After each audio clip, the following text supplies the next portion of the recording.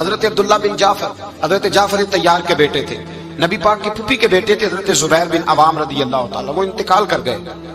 ان کا جب وصال ہوا تو 10 لاکھ دینار کا قرضہ تھا ان پر، اور جو زمین انہوں نے چھوڑی وہ زمین بنجر تھی۔ لو سن لے، جن پر قرضہ چڑھا ہوا ہے وہ نسخہ بھی سن لے، جن پہ قرضے ہیں نا، جو تنگ دست ہیں، جو روز رکے بھیجتے ہیں دعاؤں کے کہ بڑی پریشانی ہے بڑی پریشانی ہے، وہ وظیفہ سنیں، وہ وظیفہ سنیں۔ ہمارے زمانے میں وظیفے لینے کا رواج نہیں، تویز لینے کا رواج ہے۔ لینا چاہیے، تویز بری چیز نہیں، اچھی چیز ہے، لیکن زیادہ کام برکت والا کیا ہے؟ اللہ اللہ کرنا۔ کیا کام ہے؟ سجدہ کرنا برکت والا کام ہے۔ حضرت عبداللہ بن جعفر طیار کہتے ہیں میں نے قرضہ لینا تھا زبیر بن عوام سے، وہ وصال کر گئے۔ میں ان کے بیٹے کے پاس گیا، عبداللہ بن زبیر کے پاس۔ میں نے کہا پیسے دینے تھے، کہا بالکل لینے ہیں، میرے ابا جی مجھے وصیت کر کے گئے، لکھ کے گئے کہ یہ پیسے دینے، اور وہ یہ لکھ کے گئے ہیں، میں زندگی بھر کوشش کرتا رہا ہوں، ادا نہیں ہو سکے، بیٹا تیری ذمہ داری ہے میرے قرضے ادا کرنا۔ عبداللہ بن زبیر رضی اللہ تعالیٰ عنہ کہنے لگے میں انشاءاللہ آپ کی رقم دے دوں گا۔ تو عبداللہ بن جعفر طیار کہنے لگے بھائی ہم دونوں آپس میں ہیں، کوئی شے نہیں چھوڑ کے گئے آپ کے ابا جی، کوئی چیز نہیں۔ توجہ ہے میری بات پر؟ یہ صحابہ کا ذرا انداز دیکھیے گا بندگی کا، کوئی چیز نہیں چھوڑی۔ تو حضرت زبیر بن عوام کہنے لگے ایک زمین کا ٹکڑا ہے وہ بھی بنجر ہے، اس میں بھی کوئی کھیتی نہیں اگتی، سبزہ نہیں ہوتا، بنجر ہے، پانی کوئی نہیں، اور وہ اتنی خشک ریتلی زمین ہے کہ بڑا مشکل کام ہے وہاں سیراب کرنا، بے آباد زمین ہے۔ حضرت سیدنا عبداللہ بن جعفر کہنے لگے تو اس طرح کر، وہ مجھے ساری نہ دے، اس میں سے تھوڑی سی مجھے دے دے، میں 10 لاکھ دینار کے عوض وہی رکھ لیتا، تیرے باپ کا قرضہ ادا ہو گیا، دے تو صحیح۔ انہوں نے کہا کیا کریں گے، وہ تو کسی کام کی نہیں، چند کوڑیوں کی بھی نہیں، فرمایا مجھے دے دو، میں جانوں اور میرا کام جانے۔ او بھائی یہ تھے بندگی والے لوگ، یہ تھے جن کا رب سے رشتہ ہے، جنہوں نے حضور کے صلی اللہ علیہ وسلم کے پاس بیٹھ کر بندگی سیکھی تھی۔ کہتے زمین کا ٹکڑا لے لیا، بنجر بے آباد ریتلی زمین، جب میرے حصے میں آئی پہلے دن اپنے غلام سے کہنے لگے جو جگہ تجھے زیادہ سخت لگتی ہے نا وہاں میرا مصلی بچھا دے، جو تجھے زیادہ بنجر بے آباد لگتی ہے وہاں مصلی بچھا، مصلی بچھا۔ غلام نے مصلی بچھایا تو عبداللہ بن جعفر نے اللہ اکبر کہہ کے نیت باندھی۔ یہ حضرت جعفر طیار کے بیٹے ہیں، حضرت علی کے بھتیجے، انہوں نے نیت باندھی، نماز کی، سر سجدے میں رکھا، رونے لگے، کہنے لگے اللہ میں بھی تیرا بندہ اور جس سے لینے تھے وہ بھی تیرا بندہ، خدا بندہ ہمارے درمیان مہربانی فرما، کرم نوازی کا، رحمت کا فیصلہ فرما۔ اتنا لوہے کہ مصلی بھیگ گیا، کہتے اتنا تڑپ رہے تھے کہ صحابہ اکٹھے ہو گئے ان کے گرد، مصلی بھیگ گیا۔ جب بھیگا ہوا مصلی نماز مکمل کر کے اٹھایا نا، کہتے مصلی اٹھایا تو نیچے سے اللہ نے پانی کا چشمہ جاری فرما دیا، اللہ نے پانی کا چشمہ جاری کر دیا، فرمایا بناؤ حوض، کرو کھیتیاں سیراب۔ فرماتے ہیں جہاں ایک درخت نہیں اگتا تھا اللہ نے پورا باغ اگا دیا، جہاں ایک پھل نہیں ہوتا تھا وہاں عالی شان پھل لگ گئے، قرضے بھی ادا ہوئے۔ حضرت زبیر بن عوام کے بچوں کے پاس مال دولت بھی بچ گیا۔ لوگ جب کہتے ہیں یہ ساری کس چیز کی برکت ہے، اور فرماتے ہیں یہ ساری سجدوں کی برکت ہے، یہ رب کی بندگی کی برکت ہے، یہ اس کی بارگاہ میں نماز پڑھنے کی۔ مسلمان توجہ نہیں کرتا، توجہ نہیں۔ جاگ رہے ہیں آپ حضرات؟ یہاں کوئی حکومت اعلان کرے نا کہ ہر نماز کے بعد 500 روپیہ، کتنا جی؟ میرے خیال کسی بھی نہیں ہونا مسجد۔ اور خدا کے بندو بات سمجھو، رب فرماتا ہے تو مسجد آدھا میں تجھے برکت عطا کروں گا، میں تجھے برکت دوں گا۔ میں ایک صحابی کہتے ہیں مجھے اکثر یہ حضور کا فرمان سنتا تو میرے دل میں خیال آتا آخر اللہ کس طرح برکت دیتا ہے اللہ آخر۔ ایک صحابی کہتے ہیں نبی پاک صلی اللہ تعالیٰ علیہ وسلم نے فرمایا عبادت کرو اللہ برکت دے گا۔ میرے دل کے اندر خیال آیا کس طرح، آخر اللہ کس طرح سے نوازتا ہے، اعلان کیا ہے؟ کہتے میں یہ بات سوچ کے نا تو مجھے قضائے حاجت کی حاجت ہوئی، پخانہ پیشاب کے لیے میں نکلا تو ایک جگہ دور جا کے میں بیٹھا کھیتوں میں، دور جا کے کہتے میں پیشاب کر رہا تھا تو ایک چوہا اپنے بل سے نکلا اور ایک ہیرا میرے پاس رکھ گیا، میں پیشاب کر رہا ہوں، کہتے پھر گیا اندر تو ایک ہیرا اور رکھ گیا، پھر گیا تو پھر رکھ گیا، پھر گیا تو پھر رکھ گیا، کہتے 15 ہیرے چھوڑ گیا۔ اب میں فارغ ہوا، وہ ہیرے اٹھائے گھر نہیں لے کے گیا، مسجد نبوی میں گیا کہ حضور سے پوچھوں میرے لیے جائز بھی ہے کہ نہیں، بلوں سے نکل رہے ہیں، بلوں سے پیسے نکل رہے ہیں، ہمارے سارے بلوں میں چلے جاتے ہیں، بلوں سے پیسے آ رہے ہیں، صحابہ کو برکت دیکھیں عبادت، بلوں سے پیسے آ رہے ہیں، بل سے۔ فرماتے ہیں میں وہ ہیرے اٹھائے تو در رسول پہ، جب میں نے پہلا قدم رکھا نا مسجد نبوی میں تو مجھے بتانا نہیں پڑا، میرے مصطفیٰ نے میرا چہرہ دیکھا اور مسکرا کے فرمایا پتہ چلا ہے اللہ کس طرح نوازتا ہے، خبر ہوئی ہے اللہ کس طرح نوازتا ہے؟ فرمایا رب کی بارگاہ میں جھکے رہو، وہ تمہیں وہاں سے دے گا تمہارا گمان بھی نہیں گیا ہوگا۔ اس کے حضور تو آؤ، اس کی جانب تو توجہ کرو۔ بندگی کی اپنی ایک لذت ہے، سجدے کا اپنا ایک ذائقہ ہے۔ اگر آپ نبی کریم سید عالم صلی اللہ تعالی علیہ وسلم کی عبادات کو ملاحظہ کریں نا تو سرکار کی زندگی میں کثرت ہے عبادت کی۔ اعلان نبوت سے پہلے کتنے کتنے مہینے حضور غار حرا میں عبادت کرتے تھے، تنے تنہا۔ حرم کعبہ قریب تھا لیکن وہاں رش ہوتا تھا، لوگ ہوتے تھے۔ فرمایا میں اکیلے میں اپنے رب کو منانا چاہتا ہوں۔ کتنے کتنے ایام حضور غار حرا میں عبادت کرتے۔ پھر صحابہ کرام علیہم رضوان فرماتے ہیں کہ مدینہ منورہ میں حضور کا یہ رنگ ہوتا، اتنے لمبے سجدے کرتے کہ لگتا روح مبارک کی پرواز کر گئی، اتنے لمبے سجدے کرتے۔ حضرت سیدنا معاذ بن جبل رضی اللہ تعالیٰ عنہ فرماتے ہیں 3 دن ہو گئے حضور چلے گئے، مدینے میں نظر ہی نہیں آ رہے۔ صحابہ پریشان، ابو بکر صدیق، عمر فاروق، عثمان غنی، مولا علی ڈھونڈتے پھرتے، حضور سید عالم صلی اللہ علیہ وسلم کا پتہ نہیں۔ فرماتے ہیں جناب صدیق ایک بار گھومتے گھومتے جبل سلا کی پہاڑی کے قریب گئے تو ایک چرواہا بکریاں چلا رہا تھا، اس سے پوچھا تم نے میرے محبوب کو تو نہیں دیکھا؟ تو کہنے لگا مجھے نہیں پتا تمہارے محبوب کون ہے۔ ایک آدمی آج 3 دنوں سے غار میں رو رہا ہے، اتنی شدت کے ساتھ روتا ہے کہ میری بکریاں جا کے غار کے سامنے بیٹھ جاتی اور بکریاں بھی روتی ہیں، میں بڑا کھینچتا ہوں پر لوٹتی نہیں، رات کو گھر لے کے جاتا ہوں تو جاتی نہیں، سویرے باڑے سے نکالتا ہوں تو دوڑی ہوئی آتی ہے، پھوٹ پھوٹ کے روتی ہیں، لیکن حال یہ ہے کہ دودھ پہلے سے بھی زیادہ دیتی ہیں۔ حضرت ابو بکر صدیق کہنے لگے یہی تو میرے رسول پاک علیہ الصلوۃ والسلام کے نبی ہونے کی علامت ہے۔ اس صحابہ کو بلایا، 3 دن سے حضور سجدے میں۔ کتنے دنوں سے؟ یہاں سجدہ لمبا ہو جائے تو امام کے پیچھے لوگ بھاگنے لگتے ہیں کہ صاحب آپ تو فارغ ہیں، مجھے تو ڈیوٹی پہ بھی جانا تھا۔ 3 دن سے حضور سجدے میں، اتنا طویل سجدہ، اتنا طویل۔ صحابہ کہتے ہیں قدموں میں جا کے لگے، محبوبہ بس کریں آ جائیں۔ حضور نے فرمایا رب نے سورہ ہود نازل کر دی ہے، سخت حکم آ گئے۔ وہ کہتا ہے میں تیری امت سے حساب پوچھوں گا، میں اپنے رب کو منا رہا ہوں، بکر جاؤ مجھے منا لینے دو۔ حضور نے ہمیں بتلایا ہے کہ رب کو سجدہ کریں تو رب مانتا ہے، اس کو منانے کا طریقہ سجدہ کرنا ہے، جھکنا ہے، عبادت کرنا ہے۔ کہا وہ مانے گا تو میں آؤں گا، تڑپ گئے صحابہ۔ اور ایک روایت ایسی بھی ہے کہ جب بات نہ بنی تو حضرت فاطمہ سے عرض کیا۔ حضرت فاطمہ شام کا سناٹا چھایا، اپنے آپ کو کپڑوں میں لپیٹا، دائیں بائیں شہزادوں کے لیا تو حضور کی بارگاہ میں گئی، کہنے لگی محبوبہ بس کریں گھر آ جائے، مدینہ سونا ہو گیا ہے، مسجد نبی کی دیواریں بھی روتی ہیں، یا رسول اللہ ستون مجھ سے آپ کا پوچھتے ہیں گھر آئے۔ نبی پاک نے فرمایا فاطمہ تو بھی دعا کر، میں بھی دعا کرتا ہوں۔ حضرت فاطمہ بھی ساتھ والے کونے میں سجدے میں گر گئی، پھر دعا ہوئی، پھر التجا ہوئی۔ حضرت جبریل آئے، کہنے لگے محبوبہ رب کہتا ہے سار اٹھاؤ، وَلَسَوْفَ يُؤْتِيكَ رَبُّكَ فَتَرْضَىٰ، اللہ فرماتا ہے میں آپ کو اتنا دوں گا کہ آپ مجھ سے راضی ہو جائیں۔ تو حضور تو سجدے کے عالم میں۔ حضرت سیدنا عبد الرحمن ابن عوف کہتے ہیں میں حضور کے ساتھ تھا، ہم مسجد نبی سے نکلے تو سامنے ایک باغ آیا، حضور فٹافٹ گئے اور باغ میں سر سجدے میں رکھ دیا، دیر تک حضور نے سجدہ کیا، اتنا لمبا کہ جیسے کسی کی روح پرواز کر گئی۔ کہتے میں حضور فارغ ہوئے تو عرض کی حضور اتنے لمبے سجدے کی وجہ؟ تو فرمایا میرے پاس جبریل آئے تھے اور انہوں نے کہا یا رسول اللہ رب کہتا ہے آپ کا جو امتی ایک بار درود پڑے گا اللہ اس پہ 10 رحمتیں نازل کرے گا، اللہ اس کے 10 گناہ معاف کرے گا، اللہ اس کے 10 درجے بلند کرے گا۔ تو میں نے کہا سجدہ کر کے شکر نہ ادا کر لوں؟ اس بات پر میں سجدہ کرنے لگ گیا۔ اس بات پر ایک دوست کے ہاں بیٹا ہوا، مجھے کہنے لگے مبارک ہو بھتیجا آیا ہے۔ میں نے کہا خیر مبارک۔ بڑے عرصے کے بعد اللہ نے نوازا، میں نے 5 کلو مٹھائی بھیجی آپ کی جانب، دوستوں کو کھلا دیجیے۔ میں نے کہا اور کتنی بانٹی؟ کہنے لگے منوں کے حساب سے۔ باقی معاملات کیسے؟ کہنے لگے کیا بات ہے، غریبوں کو، مسکینوں کو، لاچاروں کو، سب کو دیا۔ تو میں نے کہا نفل کتنے پڑے؟ کہنے لگا ٹائم نکالتا ہوں میں۔ ٹائم بیٹا کس نے دیا؟ شکر کس کا ادا کرنا تھا؟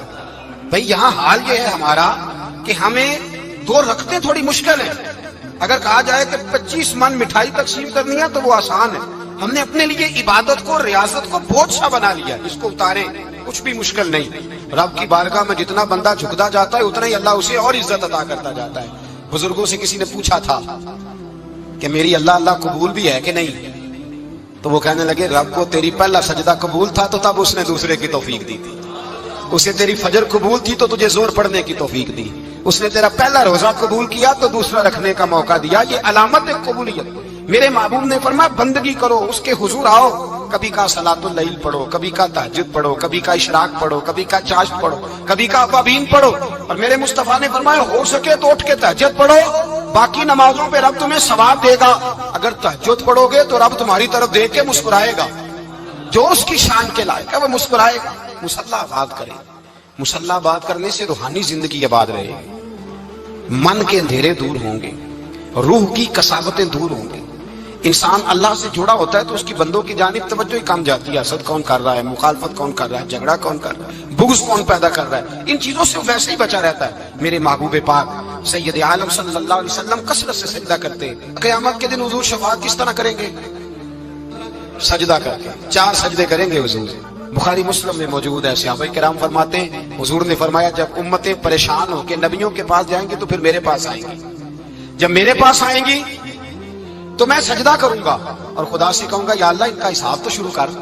فرمایا میرے ایک سجدے سے اللہ حساب شروع کرے گا، پھر میرے غلام رہ جائیں گے جنہوں نے بہانے بنائے ہوں گے، نماز پڑھی ہوگی، یہ بہانہ ہے خدا کی رحمت حاصل کرنے کا، جن کے پاس تو کچھ ہوگا وہ تو اس بہانے کے سبب چلے گئے، گناہگار رہ گئے، تڑپ کے کہیں گے محبوبہ ہم کیا کریں؟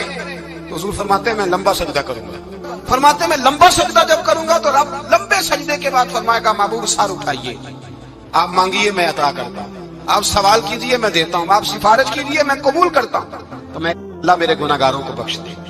رب کہے گا جس کے دل میں رائی کے دانے کے برابر ایمان ہے اسے لے جائیے، لے جائیے، لے جائیے اسے۔ ایک حدیث میں ہے جس کے دل میں جو کے دانے کے برابر ایمان ہے لے جائیے۔ حضور فرماتے ہیں ان کو جنت میں بھیج کے میں پھر سجدے میں گر جاؤں گا۔ لمبا سجدہ، تیسرا سجدہ، اے اللہ مہربانی کا رحمت فرما۔ اللہ کہے گا محبوب سر اٹھاؤ، جو مانگو گے میں دوں گا، یا اللہ اور فضل کا۔ جس کے دل میں رائی کے دانے سے بھی کم ایمان ہے محبوب اسے بھی جنت میں لے جاؤ۔ حضور فرماتے ہیں میں اور سجدہ کروں گا، پھر جس کے دل میں اس سے بھی کم ایمان ہوگا اسے بھی لے جاؤں گا۔ صبح قیامت میرے مصطفیٰ کریم علیہ السلام کو امت بھی سجدہ کر کے بخشوائیں گے۔ جب حضور سجدے کر رہے ہیں تو امت کیوں نہیں کر رہی؟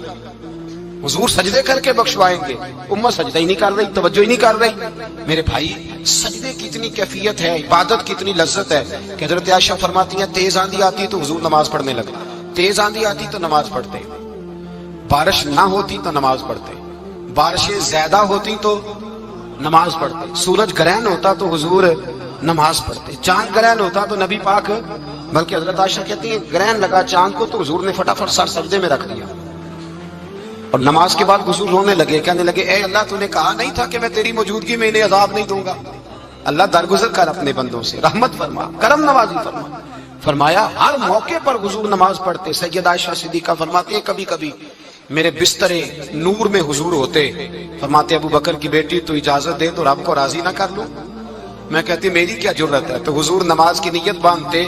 بخاری مسلم میں لفظ ہیں، حضرت عائشہ کہتی ہیں حضور اتنی لمبی نماز پڑھتے کہ قدموں میں ورم آ جاتا، اتنی لمبی بندگی فرماتے کہ قدم مبارک سوج جاتے، ورم آتا۔ میں عرض کرتی حضور آپ کی برکت سے اللہ اگلے پچھلوں کو معاف کرے گا، آپ اتنی آہوزاری کیوں کرتے ہیں؟ اللہ نے آپ کو محبوب بنایا ہے، شفاعت کا حق دیا ہے، سب سے اعلیٰ امت دی، حضور اتنی آہوزاری؟ تو حضور فرماتے عائشہ تو نے بتایا ہے نا رب نے مجھے بڑا دیا ہے، افلا اکون عبدا شکورا، اب میں رب کا شکریہ ادا نہ کروں؟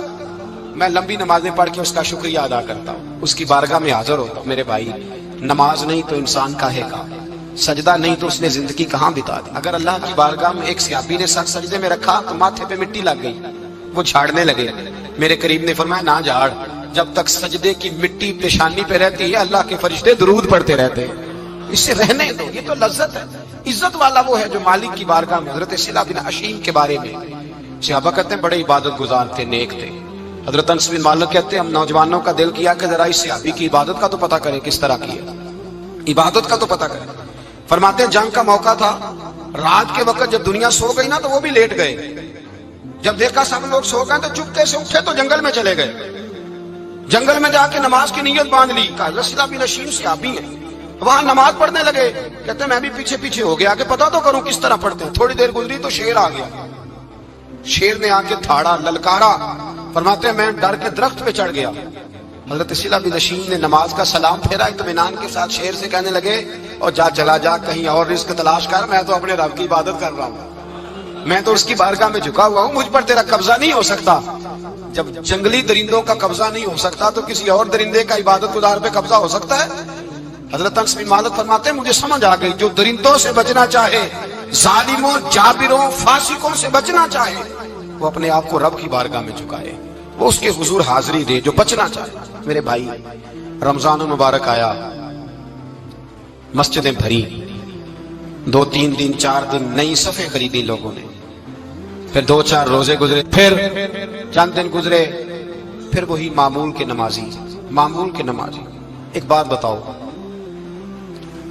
گکھڑ میں نا 4-5-6 قبرستان ہیں، ان قبرستانوں کی تختیوں کو کبھی پڑھیں جا کے، ایسے لوگ آپ کو ملیں گے جن کی وجہ سے حکومتیں چلتی تھیں، وہ سو گئے تو پیچھے کام بند ہو گیا۔ کیا ہوا؟ کام چل رہا ہے کہ ختم ہو گیا؟ بیٹا جس کا گزارا نہیں نہ ہوتا باپ کے پاس، وہ کہتا میں جی نہیں سکوں گا، وہ بھی جیتا ہے اور کھول کے جیتا ہے۔ بی بی کہتی ہے میرے تو سر سے تاج اٹھ گیا، زندگی کیسے گزرے گی؟ کچھ بھی نہیں ہوتا، سب ہوتا۔ 20-20 سال عورتیں بیوہ کی زندگی گزار کے چلی جاتی ہیں۔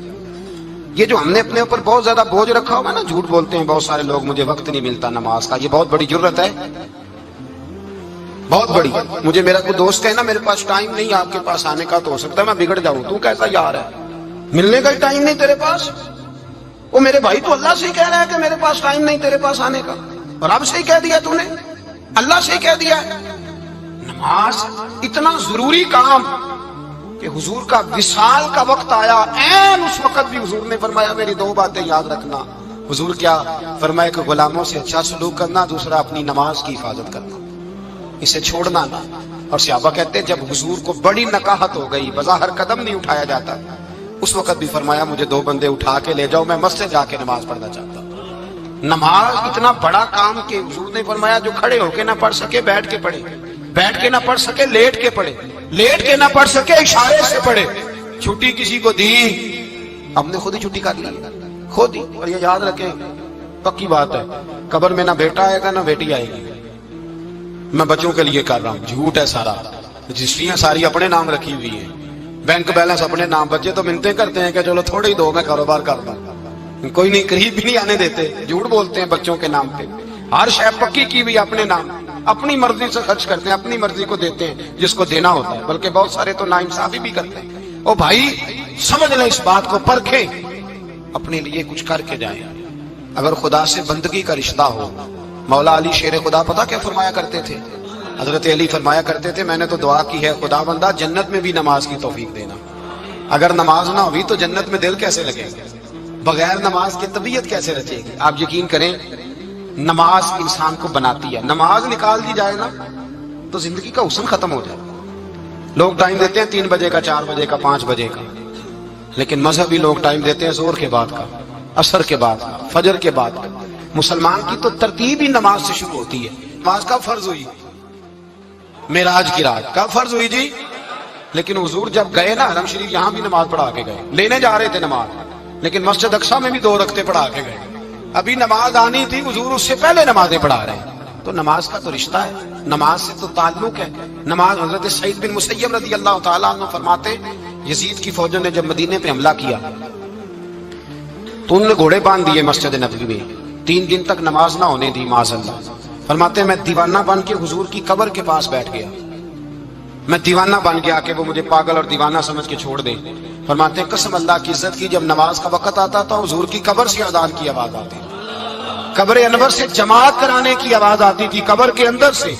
گویا میرے مصطفیٰ، شاید اسی لیے حضور نے 2 غلاموں کو ساتھ رکھا ہے، اذان بھی ہوتی رہے جماعت بھی ہوتی رہے۔ حضور تو اندر بھی جماعتیں کرا رہے ہو بھائی، وہاں بھی جماعتیں ہو رہی ہیں، اور تو یہاں نماز نہیں پڑھ رہا اور بہانہ بنا کے کھڑا ہے بہانہ بنا کے۔ نہ ایسا کر، وہ بھی جتنا وقت ملے مسجد میں جا کے گزارے، قرآن شریف کے ساتھ گزارے، ذکر کے ساتھ گزارے، عبادت کے ساتھ گزارے، اپنے آپ کو زیادہ سے زیادہ عبادت میں مصروف کرے۔